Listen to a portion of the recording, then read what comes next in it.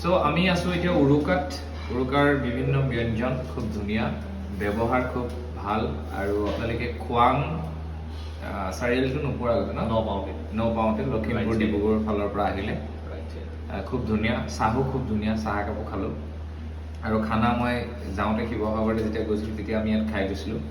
ইয়াৰে আমাৰ যি আৰক্ষী থানা আছে ভাৰত পেগু, তেওঁ মোৰ বন্ধুবৰ, তেওঁ আমাক ধুনীয়াকৈ এসাঁজ ইয়াতে বৰ ধুনীয়া পায় বুলি খোৱালে, আৰু খাই খুব ভাল লাগিল কাৰণে আজি আমি ঘূৰি যাওঁতে আকৌ খাইছোঁ। আৰু এই চেগতে মই উৰুকাৰ কৰ্তৃপক্ষকো ধন্যবাদ জনাইছোঁ। ইমান ধুনীয়া আমাৰ এটা ঘৰুৱা যিটো থালি বুলি কয়, খুব ধুনীয়া, ৰিজনেবল প্ৰাইচ।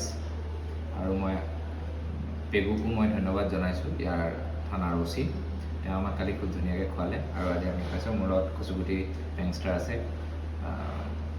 প্ৰকাশ, কেনেকুৱা লাগিছে?